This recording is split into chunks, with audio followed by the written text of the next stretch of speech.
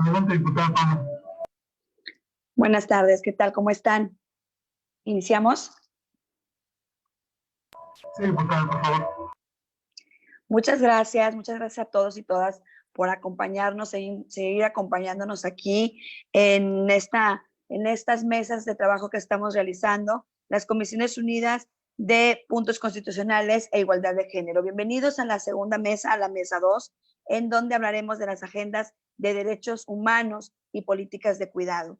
Tenemos aquí a grandes ponentes, tenemos a la presidenta de la Comisión de Derechos Humanos de la Ciudad de México, tenemos también a la Red de Cuidados de México, tenemos también a integrantes de las constituyentes de la Ciudad de México feministas y tenemos también a personas de la Universidad Autónoma de Nuevo León. Y bueno, dándoles las gracias primeramente por su atención y pues bueno, iniciaremos ya esta mesa 2 de la mesa precisamente de este tema de cuidados y vamos a presentar pues a las ponentes y dándoles las gracias de antemano por seguirnos, dándoles las gracias de antemano a todas las ponentes que nos hacen el favor de acompañarnos. Yo soy Paola González, soy diputada federal y estaré a cargo de moderar esta mesa. Vamos a presentar a cada una de ellas un poco de su semblanza y vamos a darles la palabra por 10 minutos a cada una de ellas. Primero que nada, tenemos a nuestra primer ponente, que es Nacheli Ramírez Hernández, es presidenta de la Comisión de Derechos Humanos de la Ciudad de México. Ella es especialista en investigación educativa y en el ejercicio de la docencia de la Universidad Nacional Autónoma de México. Cuenta con un diplomado en planeación y otro en gobierno local, seguridad y justicia en la Escuela de Estudios Superiores de la Policía de Colombia. Es coordinadora general de Ribiquí Intervención Social, integrante del grupo de expertos en primera infancia de la Organización de Estados Americanos para la Educación de la Ciencia y la Cultura. Es miembro del Consejo Consultivo del Sistema Nacional de Protección Integral de Niñas, Niños y Adolescentes, CIPINA, y participó en el diseño de instrumentación y operación de programas de estudios de los ámbitos de indicadores de infancia, formación de profesores, promoción social, formación de capacitadores, organización y participación social, desarrollo comunitario, fortalecimiento municipal, programas sociales, desarrollo rural, equidad y género, microfinanciamiento, desarrollo sostenible, población infantil migrante y derechos de la infancia. Actualmente, bueno, pues tiene está en la red de consultoras de CIPAC y tiene una amplia participación en organizaciones de la sociedad civil, en estudios legislativos y académicos, siempre en promoción y defensa de los derechos humanos, destacando de manera importante los derechos de niñas, niños y adolescentes. A continuación le voy a ceder el uso de la palabra hasta por 10 minutos a Nacheli Ramírez Hernández, presidenta de la Comisión de Derechos Humanos de la Ciudad de México. Bienvenida.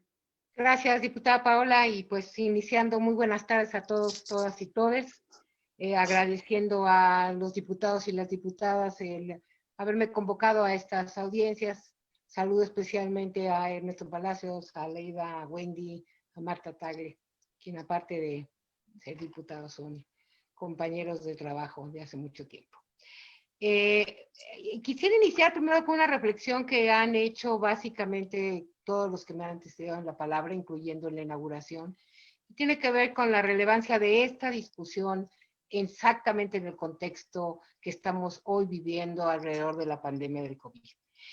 Las directrices esenciales para incorporar la perspectiva de derechos humanos en la atención a la pandemia COVID-19 generadas por la Organización de las Naciones Unidas llama la atención para que se adopten medidas específicas para reducir la repercusión de la crisis sobre las mujeres, vinculándolos especialmente en las cargas desiguales en el cuidado, la crianza y las labores domésticas.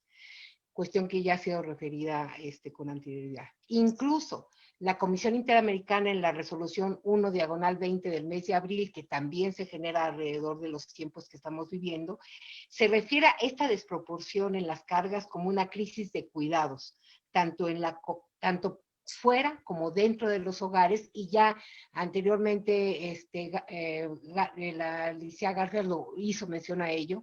Hoy estamos ante una crisis de cuidados también, pensando que quienes cuidan a personas sospechosas o personas que tienen COVID son en su mayoría personal de salud que es femenino.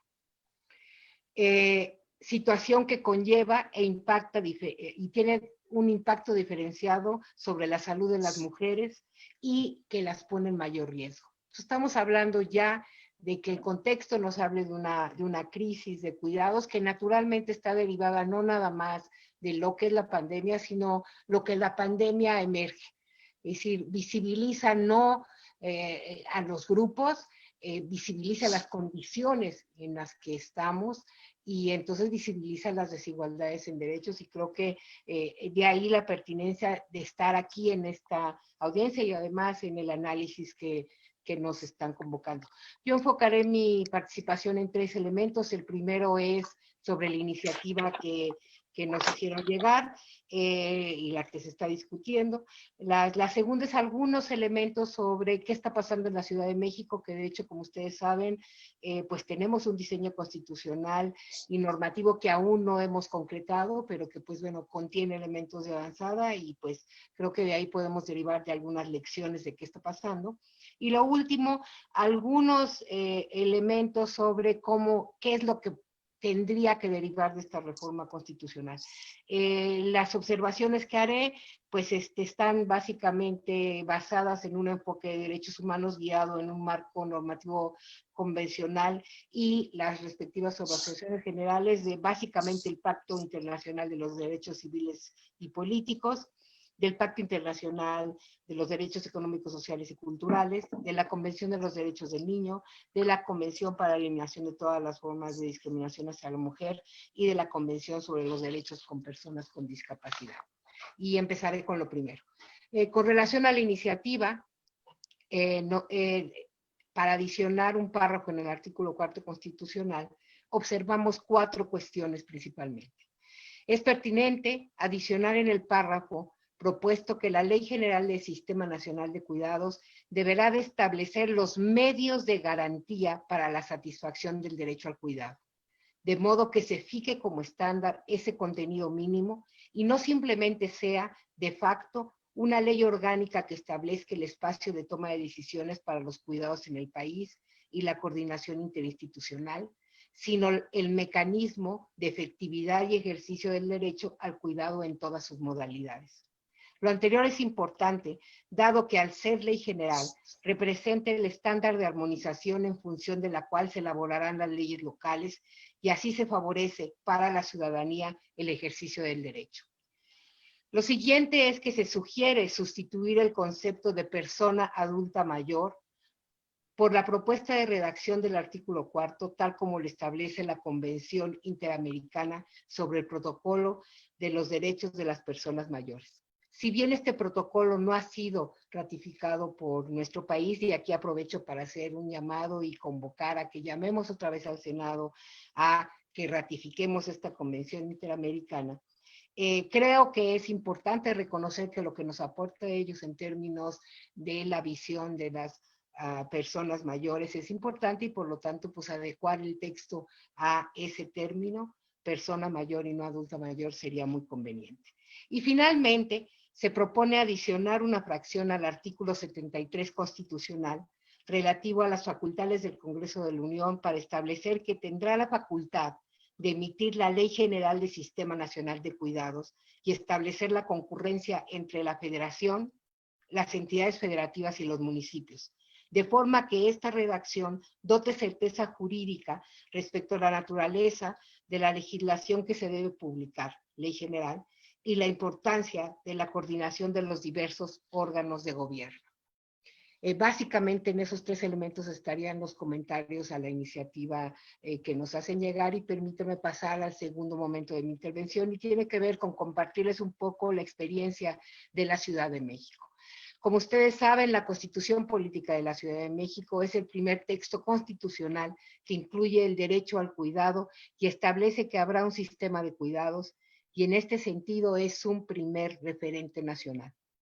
El artículo 9 de la Constitución local establece el derecho al cuidado como uno de los derechos contemplados para una ciudad solidaria. A su vez, distribuye contenidos del derecho al cuidado en otros artículos. De una lectura armónica de la Constitución, puede decirse que el siguiente es su contenido constitucional local. Derecho de las familias a ser apoyadas en las tareas de cuidado.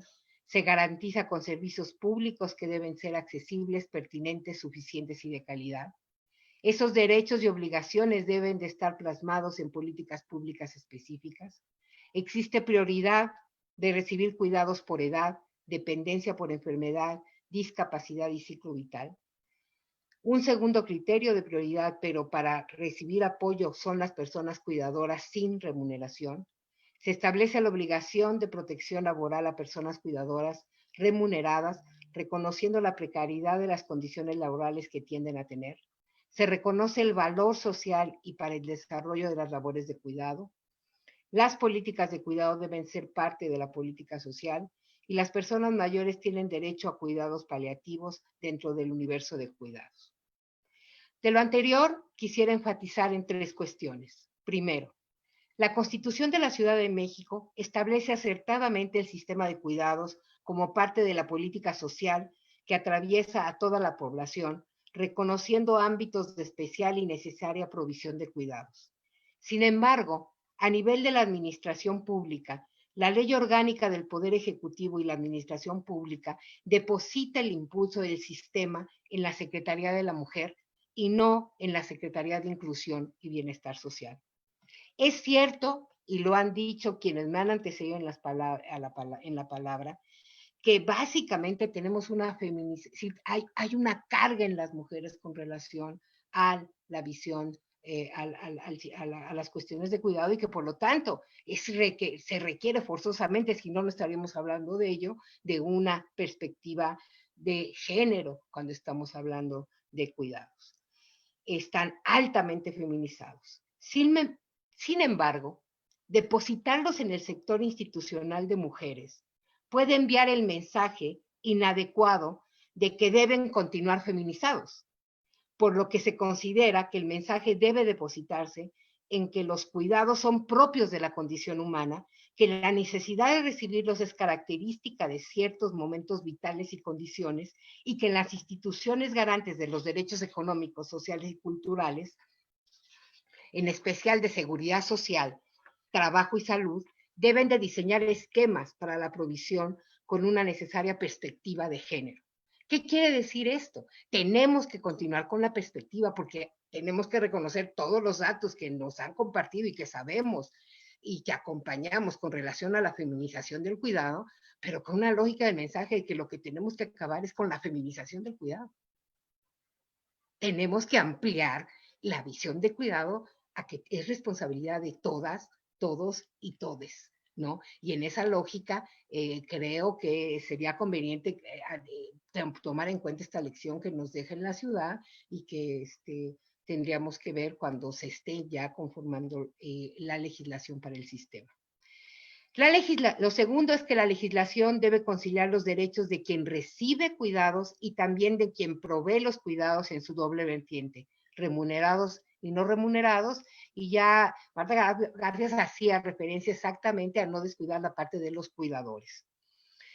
Y finalmente, desde una perspectiva interseccional, la legislación no solo debe incluir los cuidados como un servicio directo, sino la garantía de apoyo para los cuidados como una provisión indirecta. Por ejemplo, los apoyos para la familia que pueden ir desde la capacitación y formación hasta las transferencias económicas.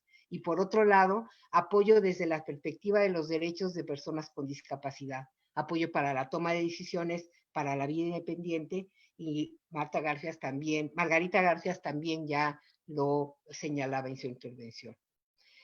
Aún en la ciudad no ha sido publicada la ley de sistemas de cuidados y muchos de los debates se han centrado en los cuidados de personas con discapacidad de alta dependencia. Sin embargo, el proceso federal debe de aprender de este proceso local y extender los cuidados a todos los ámbitos de la condición humana que tienen prioridad y transversalizar ese enfoque en los ámbitos de gobierno y trascender miradas asistencialistas para favorecer un enfoque de derechos humanos. Y finalmente, lo tercero que quería abordar tiene que ver con qué seguiría, digamos, después de esta reforma constitucional. Y básicamente apuntaré. Lo primero, consultar a titulares colectivos de derechos a la consulta y participación, personas con discapacidad, personas indígenas, personas afrodescendientes, y garantizar la participación también de niñas, niños y adolescentes que son básicamente sujetos de cuidados, pero lo sabemos, también son cuidadores, ¿no?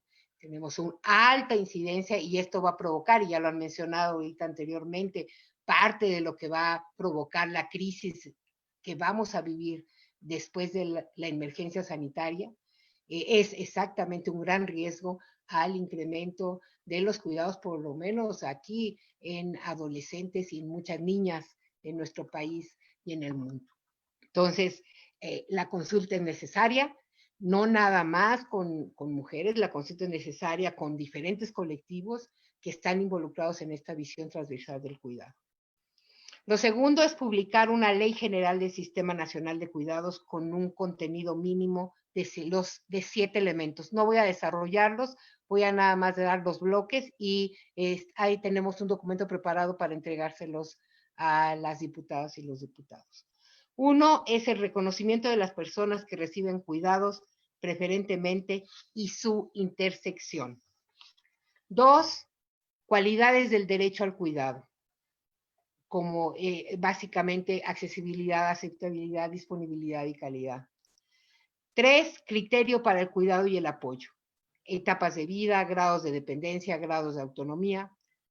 4, provisión de los servicios de cuidado, familiar, público, mixto, de manera directa, de manera indirecta. 5, visión interseccional, básicamente establecer que tiene que haber una coordinación interinstitucional que involucra ámbito laboral, ámbitos de la salud, institucionalidad dispuesta para los derechos de las mujeres, de las personas con discapacidad, la protección de niñas, niñas y adolescentes, y movilidad, básicamente competencia local para el sistema de apoyos. 6, enfoques y principios, género, justicia social, enfoque integrado de salud, interseccional, interés superior de niñas, niños y adolescentes, interdependencia de los derechos humanos, no discriminación y participación. Y finalmente, características de los cuidados, básicamente integrales, paulativos, alternativos y temporalidad, corto, mediano plazo, largo plazo, permanente.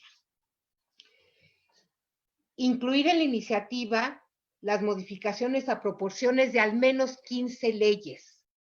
Básicamente estamos hablando de la Ley Federal del Trabajo, de la Ley del Seguro Social, de la Ley General de Niñas, Niños y Adolescentes, de la Ley de los Derechos de las Personas Mayores, Ley de Asistencia Social, Ley General de Salud, Ley General de Desarrollo Social, Ley General de Prestación de Servicios para la Atención y Cuidados del Desarrollo Integral Infantil, Ley General para la Inclusión de Personas con Discapacidad, para la igualdad entre hombres y mujeres, la Ley de Planeación, la Ley Federal de Trabajadores, la del Instituto de Seguridad Social, la del Instituto de Seguridad Social para los Trabajadores del Servicio del Estado y la Ley del Sistema Nacional de Información y Estadística. Básicamente, al menos. Como verán, bastante trabajo. Y finalmente, 3 cosas. Instalar el Sistema Nacional de Cuidados.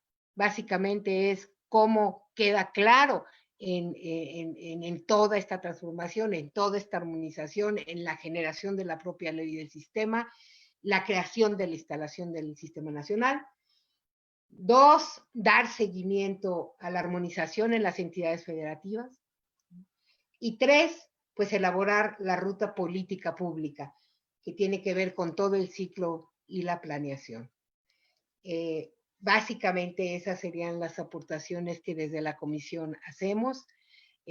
Naturalmente, y lo debí haber dicho al principio, lo dije en términos de la pertinencia del contexto, pero también lo digo ahora al final, entrar en esta materia es entrar en el nodo principal de acabar con muchísimas desigualdades, muchísimas cargas que básicamente acrecentan la brecha y la desigualdad.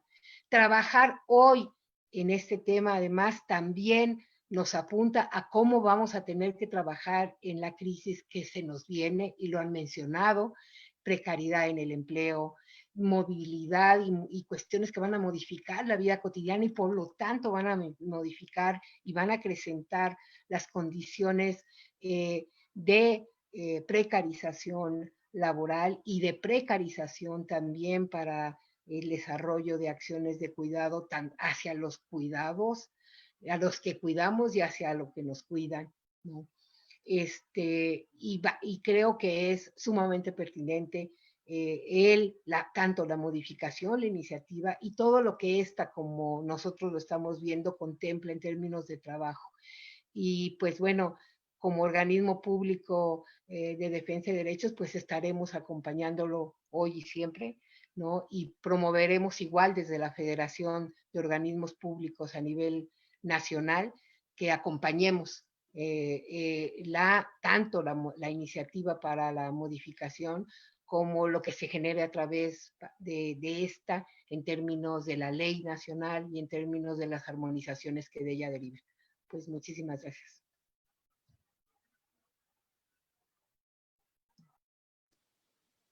Muchas gracias, presidenta. Muy importante todo lo que nos acaba de mencionar, cuestiones que se tienen que hacer antes de esta reforma y después de esta reforma constitucional que tenemos aquí discutiendo en estas audiencias públicas. Muchísimas gracias, presidenta. Y pues bueno, todo por supuesto queda aquí en las notas de estas audiencias públicas. Ahora voy a presentar y nos hace el favor de acompañarnos Hanna Vasileva. Y Hanna Vasileva pues tiene una semblanza muy importante y que les voy a mencionar en este momento.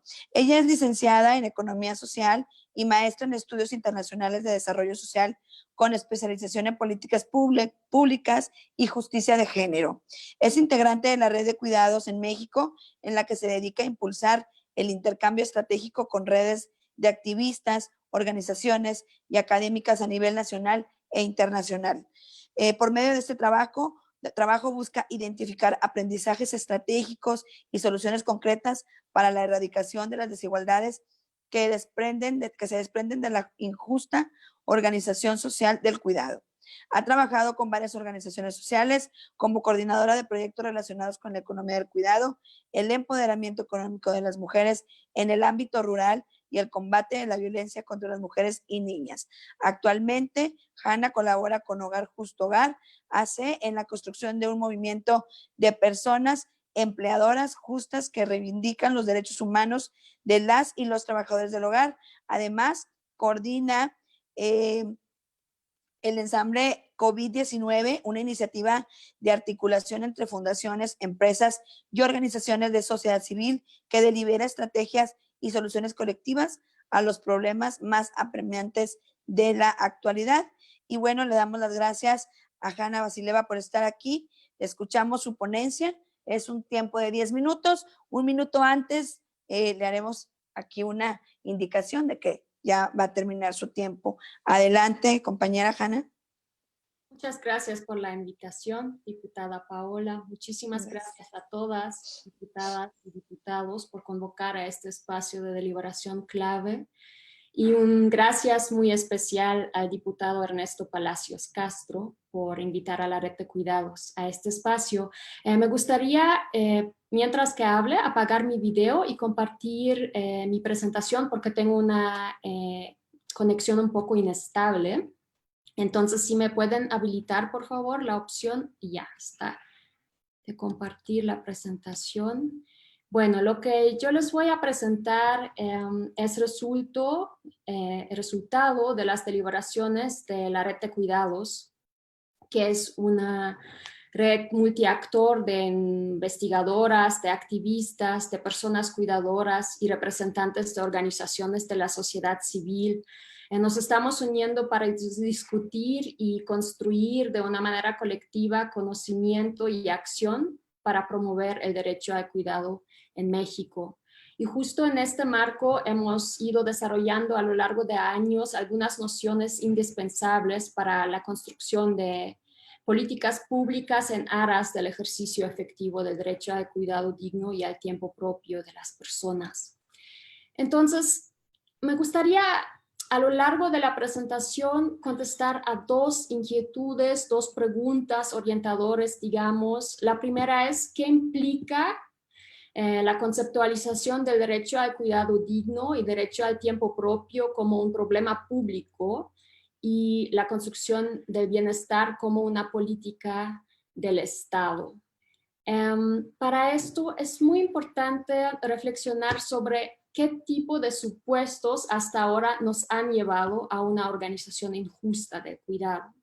Lo primero que hay que constatar, como han dicho muchísimas ponentes anteriormente, y muchos saludos a todas personas requerimos cuidados en todas etapas de nuestras vidas.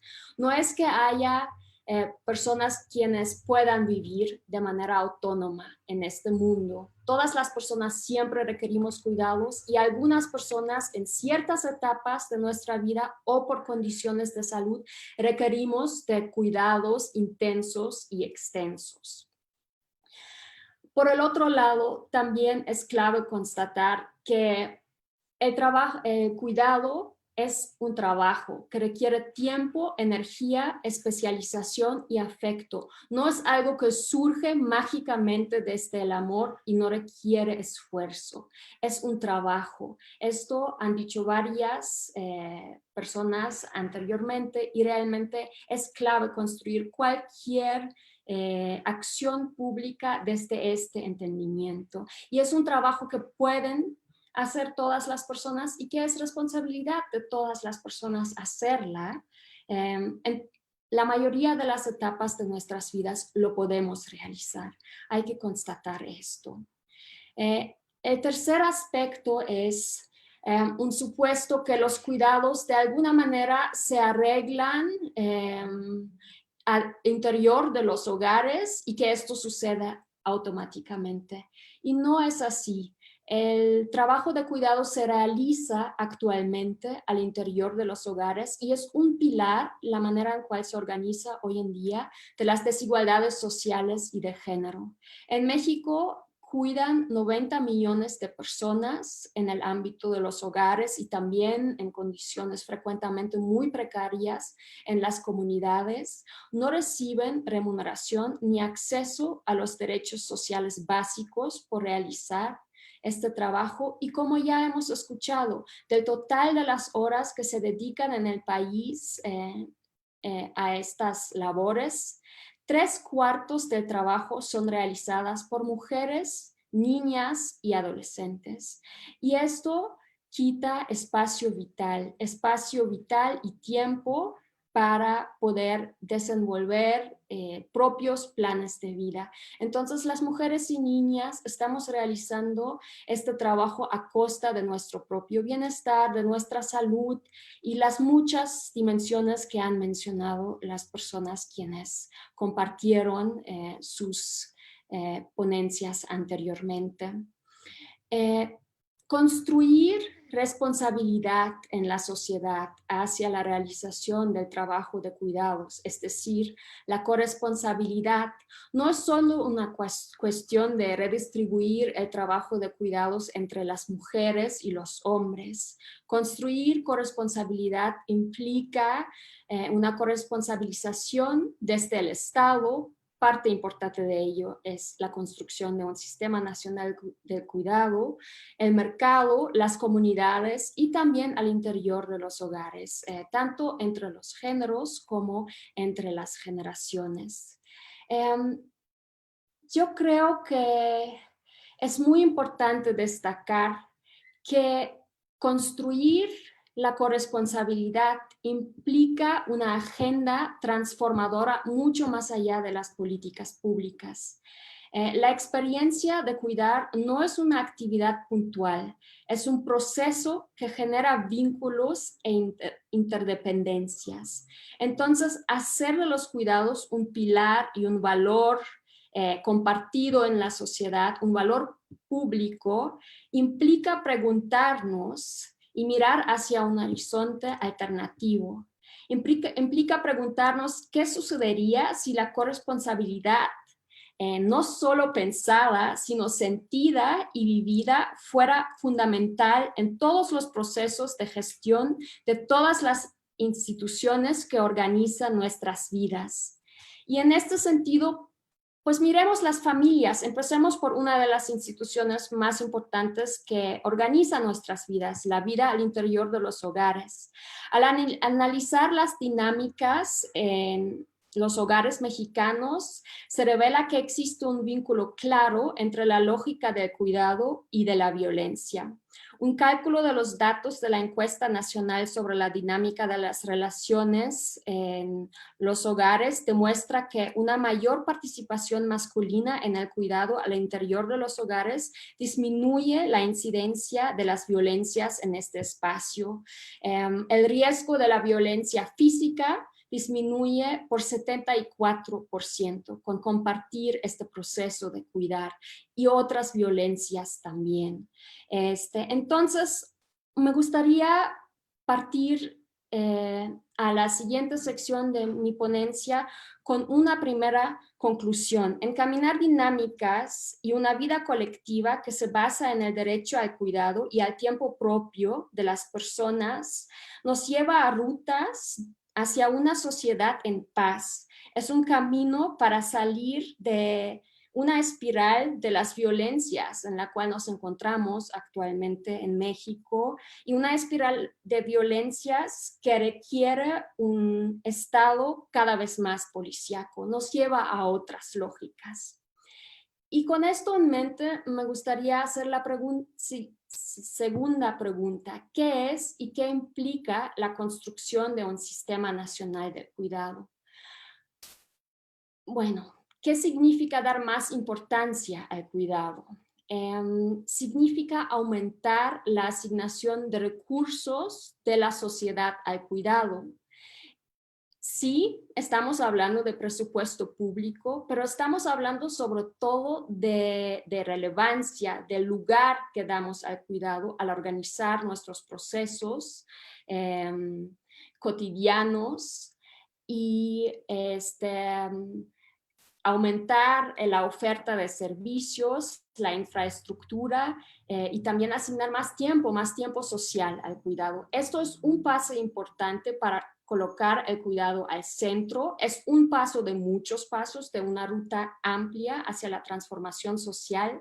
Y entonces, un sistema de cuidados es un conjunto articulado de muchas leyes en muchos ámbitos, como mencionaba anteriormente Nacheli. No me voy a detener más en esto. Y me gustaría ir cerrando con preguntar qué implica la construcción de un sistema nacional de cuidados en aras del derecho al cuidado digno y tiempo propio, y no como una política pública aislada. Al inicio, la diputada Villavicencio hablaba de los mantras del cuidado, y aquí me gustaría volver a nombrar y enfatizar algunos y matizar algunos aspectos. La construcción de un sistema nacional de cuidados en este espíritu implica aspirar a que cada persona pueda ampliar su espacio de decisión.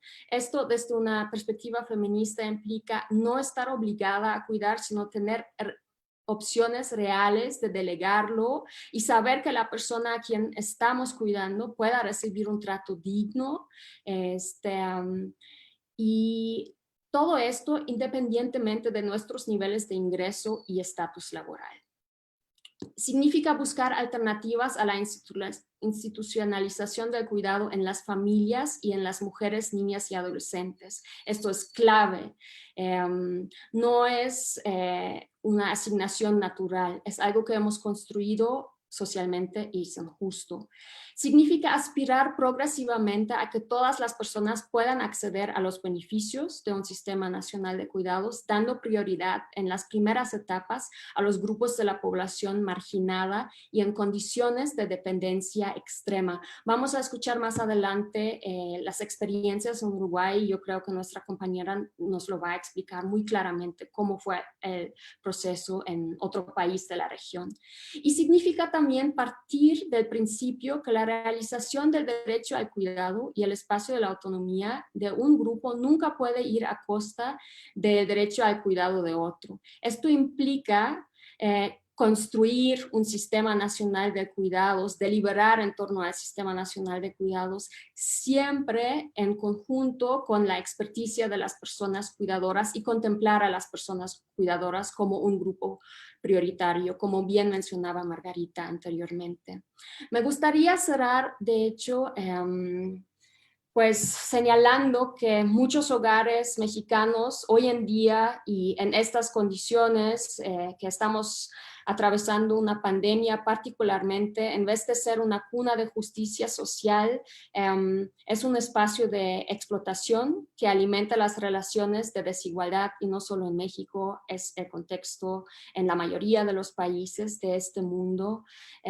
Nuestra compañera Margarita ha escrito un artículo muy importante sobre la situación de las personas cuidadoras en esta pandemia, y constata que hay una realidad imperceptible para muchas personas, incluso para muchas mujeres, una realidad que pesa, que sentimos caer en nuestros tiempos, en nuestros cuerpos. Esa realidad es todo el trabajo de cuidados que debe realizarse para hacer frente a esta pandemia.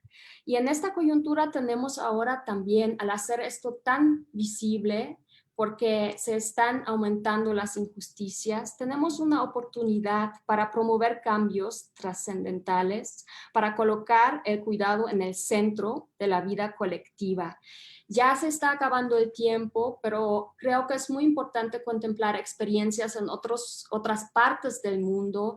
Me gustaría nombrar tanto la India como Sudáfrica, quienes desde hace muchos años han encaminado programas de empleo público que generan empleo en el ámbito comunitario de los cuidados a través de distintos esquemas como cooperativas, y esto es un camino muy, muy importante, generar empleo digno en el ámbito de cuidado para cambiar las desigualdades estructurales en una sociedad, y creo que es muy importante contemplarlo en un momento como este, en cual también el tema de la reactivación económica en la crisis económica que estamos atravesando en clave de las justicias sociales es un tema muy importante y se debería vincular de una agenda hacia la construcción del derecho de todas las personas a un cuidado digno y al tiempo propio.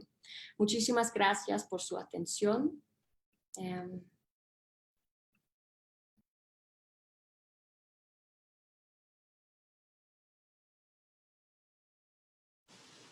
Gracias, muchísimas gracias, Hanna Vasileva. Esta fue su ponencia. Estamos muy agradecidas porque podemos escuchar esta voz tuya que es tan importante, y por eso mismo estás aquí en estas audiencias públicas. La verdad es que todo es muy enriquecedor para nosotros y nosotros los diputados federales, porque obviamente vamos en este camino a la construcción de un sistema integral de cuidados en México. Muchísimas gracias, y pasaré a presentar a nuestra siguiente ponente, que es Pilar Alberti Manzanares. Voy a leer un poquito de su semblanza para que veamos qué es lo que Pilar ha hecho. Ella es doctora en antropología por la Universidad Complutense de Madrid y maestra en antropología social por la Escuela Nacional de Antropología e Historia de México. Cursó una especialización en género y cooperación para el desarrollo en el Instituto de la Mujer de España y la Unión Europea, así como el curso de estudios de la mujer en el Colegio de México. Ha sido consultora internacional del Banco Interamericano de Desarrollo de la FAO en temas de género y mujeres rurales indígenas. Actualmente se desempeña como profesora investigadora titular del Colegio de Postgraduados en Ciencias Agrícolas, impartiendo los cursos de estudios de género en Ciencias Sociales y Problemáticas de las Mujeres Rurales en la maestría y doctorado del Programa de Desarrollo Rural. Asimismo, ha publicado más de 100 artículos en revistas nacionales e internacionales y coordinado 10 libros.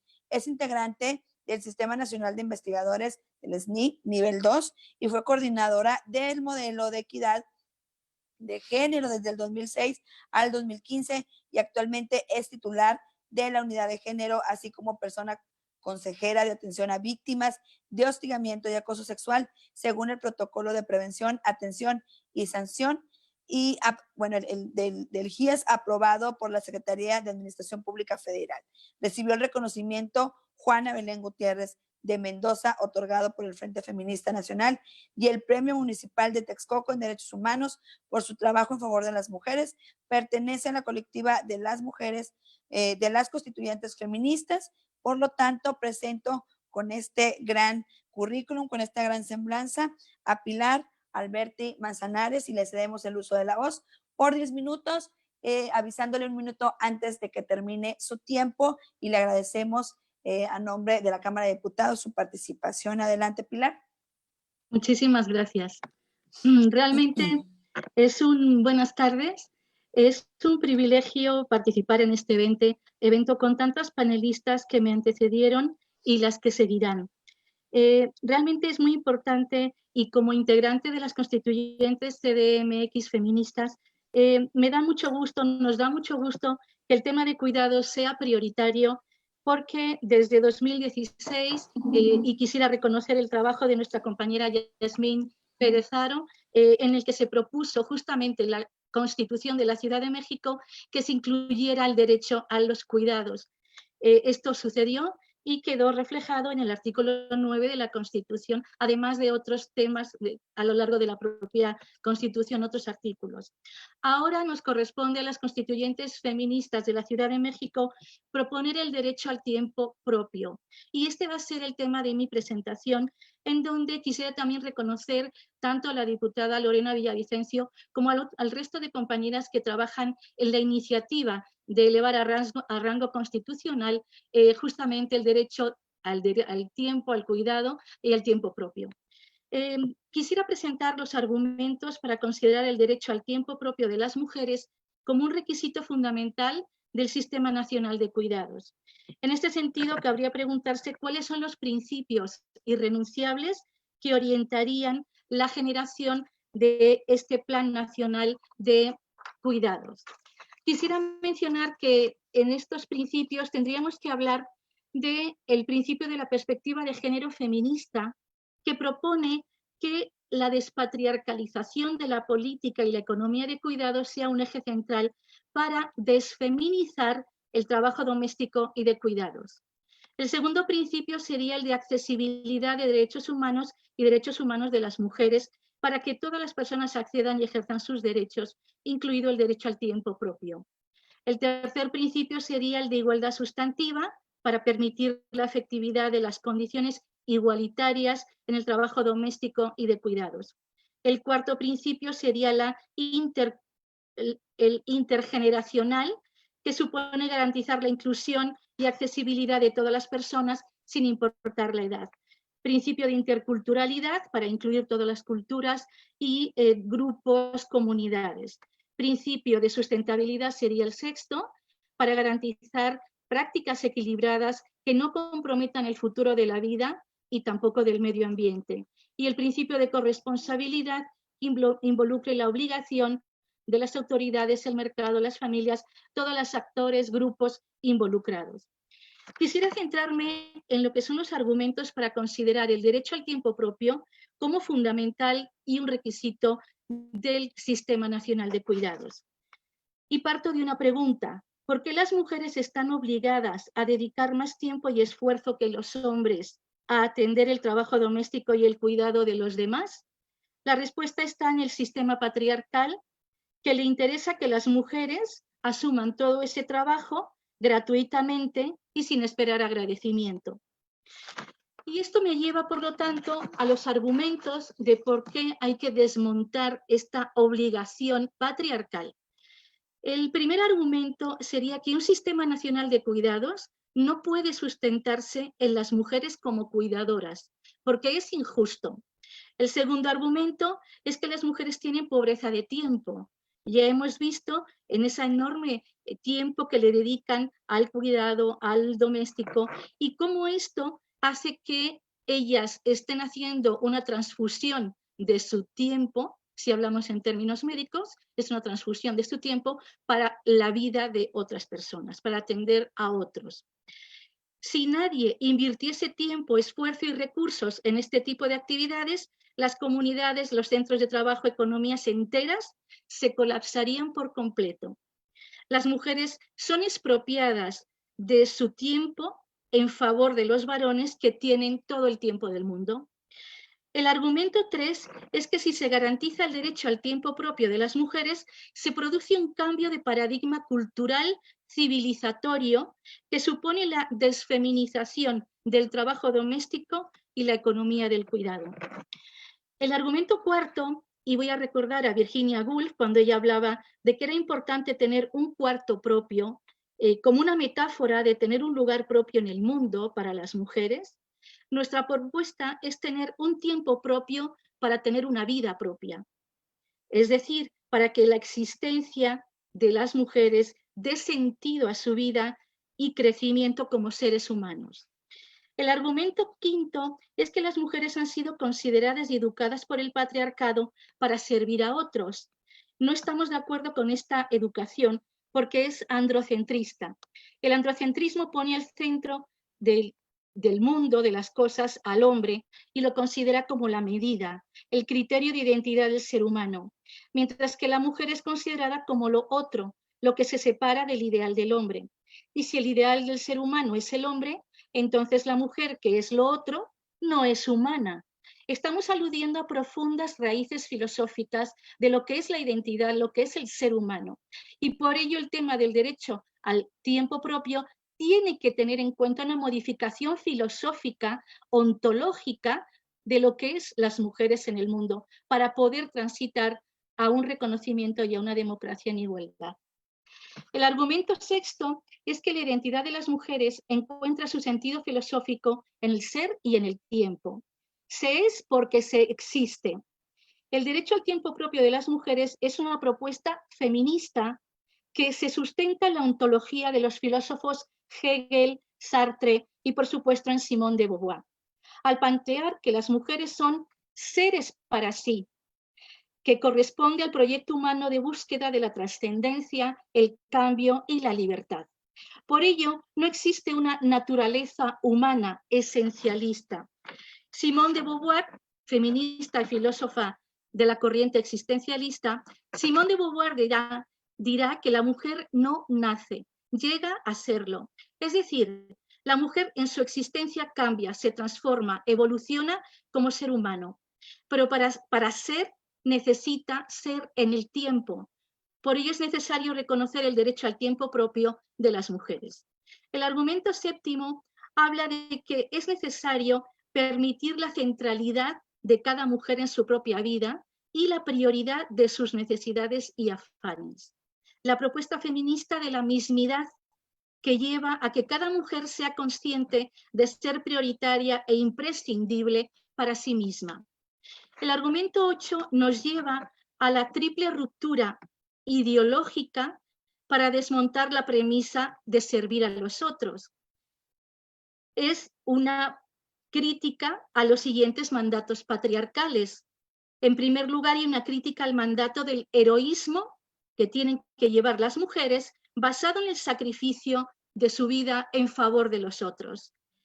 Crítica también al martirio femenino que ensalza el dolor, el sufrimiento y la pérdida para cumplir con el deber. Mujeres que arriesgan su propia salud en el cuidado de otras personas, quedándose sin dormir, comer, sin descansar en los hospitales para atender a sus seres queridos.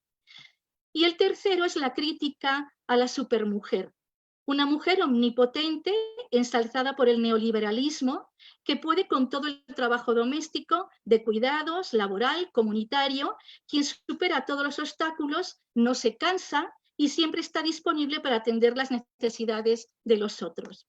El argumento 9 es que con el derecho al tiempo propio se reduce la brecha de desigualdades de género en el Sistema Nacional de Cuidados. El argumento 10 promueve las políticas de conciliación y corresponsabilidad que fomenten la igualdad de género y los derechos al cuidado. El argumento 11 es que el derecho al tiempo propio cuestiona las prácticas machistas, micromachistas, misóginas y violentas contra las mujeres. El argumento 12 hace que este derecho al tiempo propio promueva la transición de las masculinidades patriarcales a masculinidades igualitarias, al reclamar la participación de los hombres en las responsabilidades del trabajo doméstico y de cuidados. El argumento 13 es que con este derecho del tiempo propio cambian las estructuras familiares y los lineamientos de la globalización de la reproducción. El argumento 14 es que el tiempo es dinero. Es decir, se ha valorado muchísimo en el capitalismo que el tiempo no se puede perder porque estaríamos perdiendo dinero. Y lo que hacemos es precisamente darle valor al tiempo propio de las mujeres, incluido precisamente en el dinero y en ese capital de pagarle por estas horas y trabajo que realizan.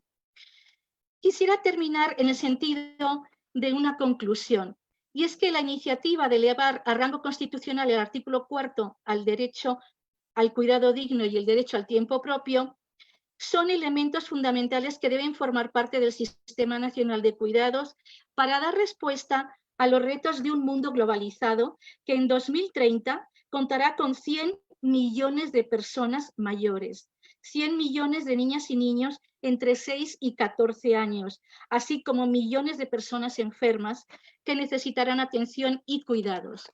Es injusto que todo este trabajo sea para las mujeres. Por lo tanto, el Sistema Nacional de Cuidados se debe sustentar en derechos y no en asistencialismos. Muchísimas gracias por su atención.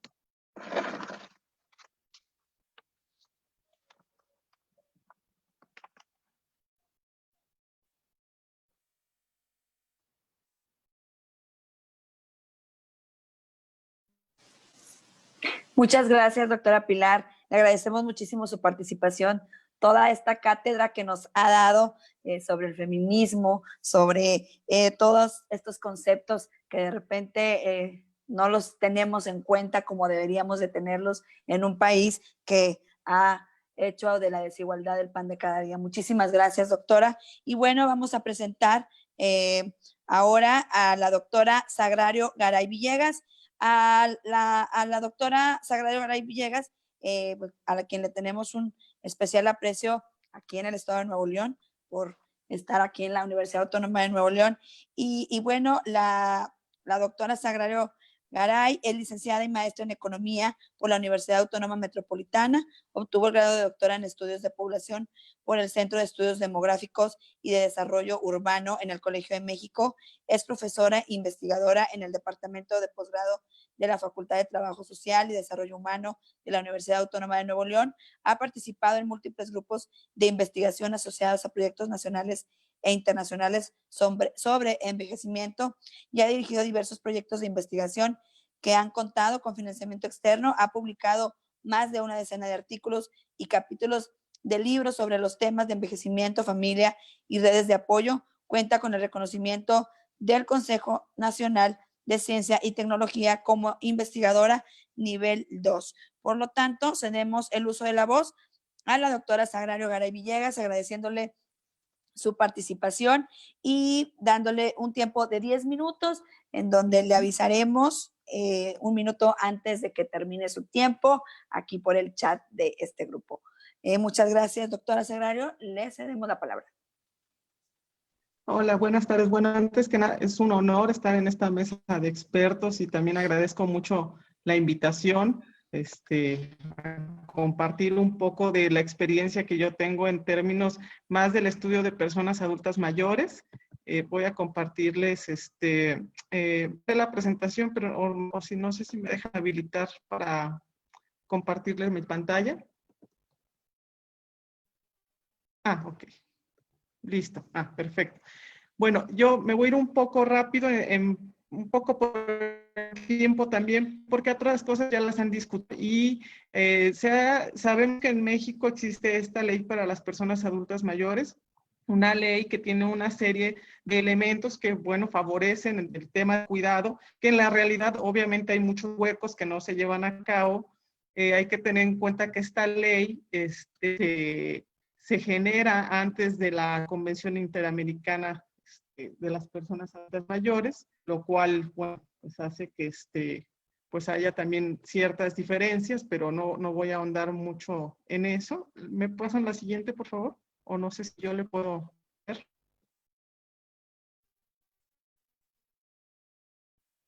La siguiente, por favor. Me quiero ir un poco más rápido.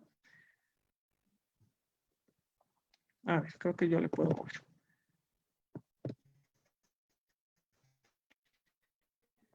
En la Unión Interamericana están estas cuestiones que están más enfocadas a la dependencia, a los cuidados de adultos y servicios de dependencia hacia las personas mayores.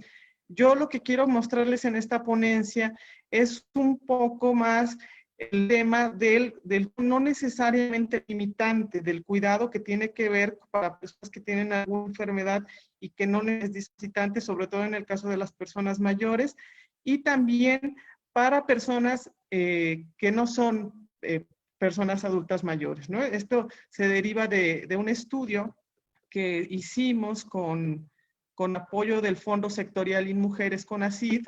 La siguiente, por favor. La siguiente, por favor. Me quiero más a los datos. Bueno, les voy hablando de los datos. Bueno, sabemos, efectivamente ya hemos hablado mucho de los cuidados, de que recaen las mujeres, eso es una realidad que no podemos obviar, que tenemos que tener en cuenta. Ha habido estudios que se han enfocado mucho al tema de las implicaciones del cuidado para las mujeres, tanto en su salud física como mental, y que han aportado mucho al conocimiento en términos de saber, bueno, el cuidado existe y tiene implicaciones, no es, como bien lo han dicho, es un trabajo que hay que reconocer y que además, bueno, pues trae una serie de implicaciones para las mujeres que son generalmente las que asumen este cuidado. También yo quisiera hacer una precisión, me parece que hablamos mucho de cuidado, pero que en sí el concepto es muy complejo, que eso creo que es un primer reto que tenemos que tener en cuenta, que es muy amplio, que efectivamente todos necesitamos de cuidado en distintas etapas de nuestra vida, pero que es un concepto que también tenemos que trabajar porque ahora se asocia mucho con el tema de la dependencia, pero veremos que en el caso de las personas mayores no necesariamente es así. La próxima, por favor. Bueno, esa nos la saltamos, de verdad les explico. Les decía yo que este proviene de un estudio, estos resultados de un estudio que hicimos con fondos de sectoriales y que se aplicó una encuesta en 3 ciudades del país, en la Ciudad de México, en Monterrey y en Guadalajara.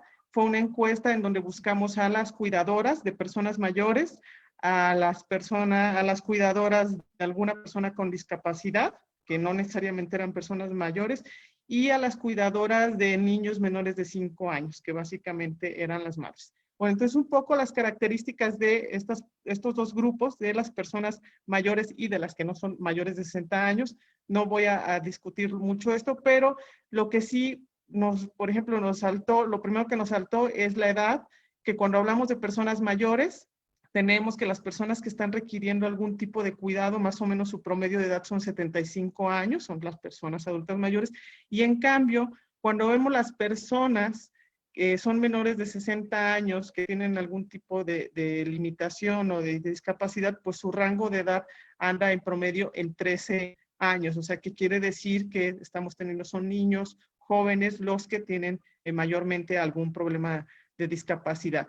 Bueno, la distribución entre hombres y mujeres es más o menos igual y no hay mucha diferencia en la escolaridad, más que para las personas mayores, que son los que presentan más bajos niveles de escolaridad.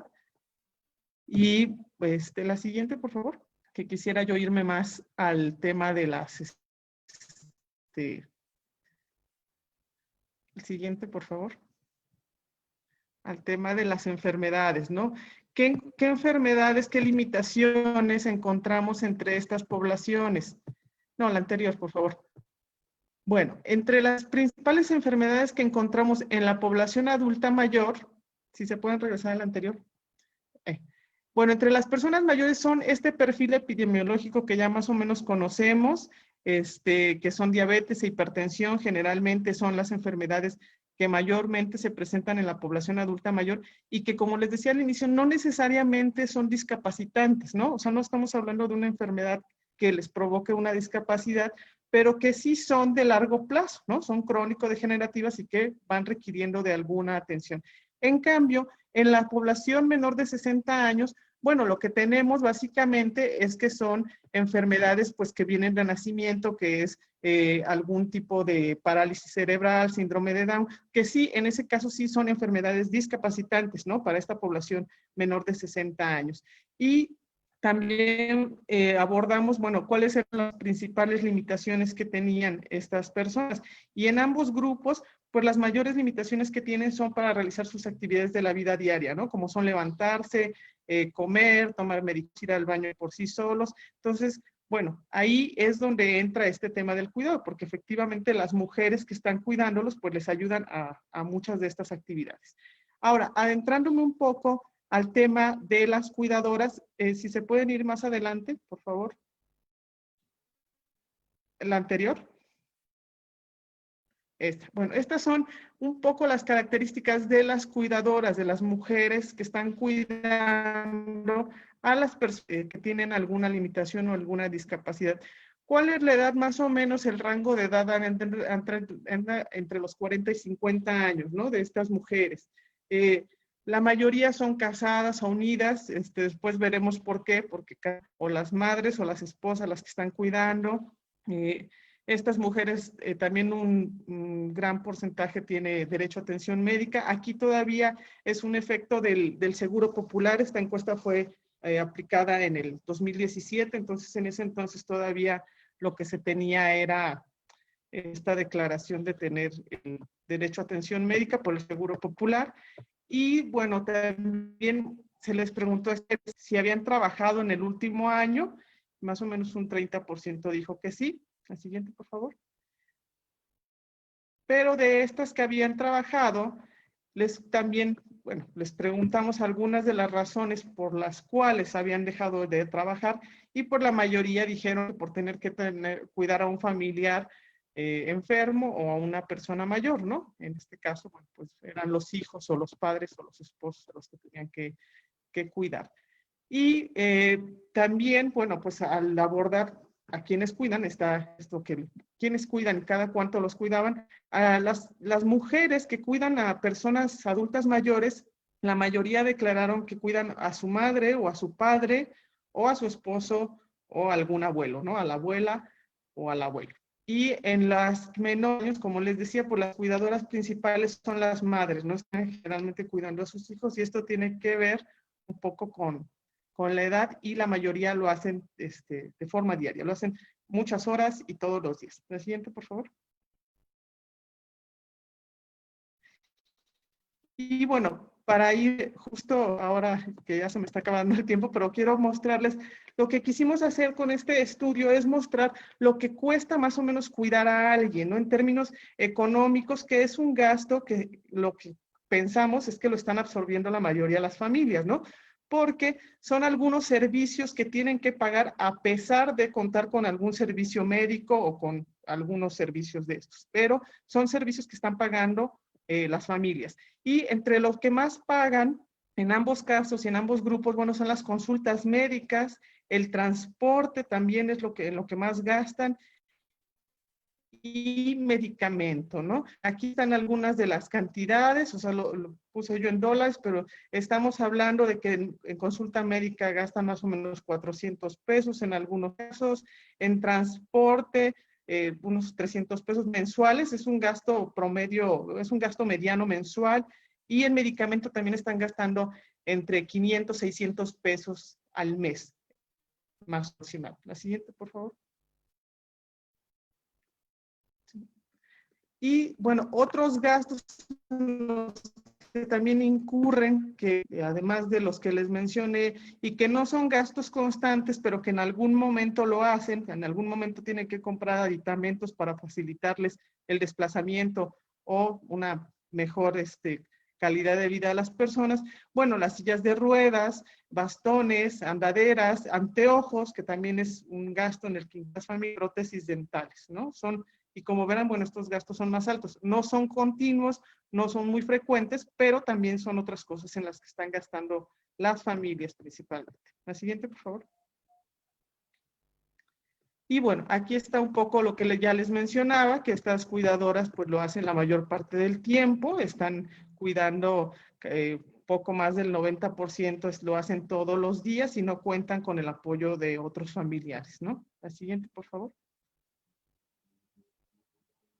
Y las actividades en las que ayudan las mujeres a las personas a las que cuidan, pues básicamente casi en todo, ¿no? Estamos hablando desde actividades domésticas, que es hacer quehaceres domésticos, pero también en darles de comer o prepararles de comer, llevarlos a la calle o al médico, proporcionarles un medicamento, cambiarlos de pañal o ir al baño o para levantarse y moverse. O sea, básicamente son las actividades que tienen que hacer día a día o de manera muy frecuente, tanto las personas mayores como las personas, por favor.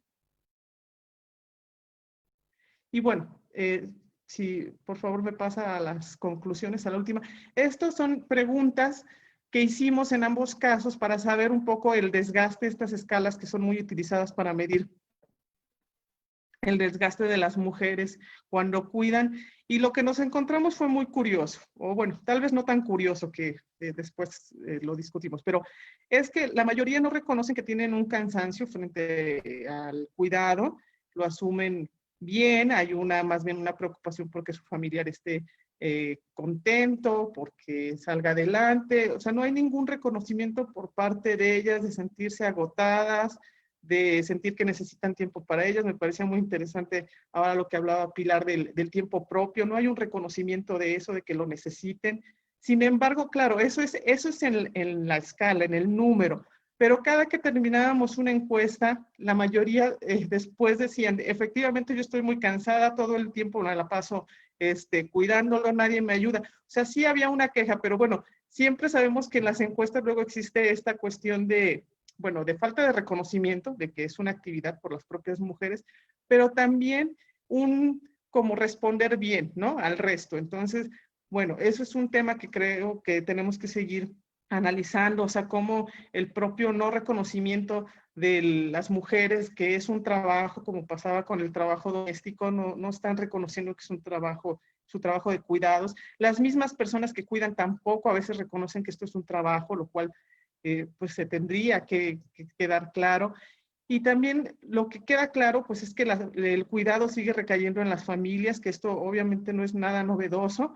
Sin embargo, dadas las tendencias demográficas, económicas y todo el panorama que se nos presenta, es de cuestionarse cuál va a ser la capacidad de las familias para seguir sosteniendo este cuidado de sus familiares, ¿no? De sus familiares con alguna limitación, con algún enfermedad. Aún aunque lo sostenga, también es cierto que cuál es la calidad de vida o que la calidad del cuidado que les están ofreciendo estas personas, ¿no? Porque no solamente es ver, bueno, se ofrecen con sus pocos o muchos recursos, pero también tendríamos que pensar en el tipo de cuidado que se está ofreciendo. Entonces, bueno, pues si quieren, después discutimos más y muchas gracias. Gracias, muchas gracias, doctora Sagrario, por esta información que usted nos da, que por supuesto la tomamos muchísimo en cuenta con estas diferenciaciones que usted está haciendo en algunos conceptos que, pues, por supuesto, nos interesan muchísimo. Les agradezco mucho a nuestras 4 ponentes, pero vamos a hablar un poquito de las conclusiones que nos llevamos de esta mesa 2, en donde la presidenta de la Comisión de Derechos Humanos, Nacheli Ramírez, a quien le agradecemos infinitamente todas estas grandes aportaciones, y ella nos habló de 3 cosas con las que, bueno, claro que todo es importante, pero puntualizaremos algunas que pues nos llamaron mucho la atención. Ella nos habló pues obviamente sobre la iniciativa, nos habla de sustituir conceptos, de sustituir lo que es el concepto que tenemos de adulto mayor por persona mayor, por supuesto, porque estos conceptos pues cambian estas discriminaciones o estas desigualdades en las que vivimos y por supuesto amplían muchísimo el panorama para hablar de un sistema integral de cuidados. También nos habló de lo que pasa en la Ciudad de México con este sistema de cuidados que hay ya legislado y cómo fue que se fue estableciendo este sistema en la Constitución local de la Ciudad de México, así como también nos habló qué va a pasar o qué pasaría después o cuál es la necesidad después de esta reforma constitucional, y nos hablaba de que se tiene que publicar una ley general de sistema de cuidados, así como también nos habló de que se tienen que armonizar aproximadamente 15 leyes para poder establecer un sistema progresivo que vaya siendo para todos y todas de una manera amplia y funcional. Bueno, fueron muchas cosas de la presidenta, de Nacheli, le agradecemos muchísimo, y también pues nos quedamos con estos comentarios de la maestra Hanna. Hanna nos habló de cosas muy importantes, nos habló de algunos conceptos que vamos a relacionar, por supuesto, pero sobre todo habló de encaminar dinámicas a una vida colectiva, de una sociedad en paz, de la pacificación, por supuesto.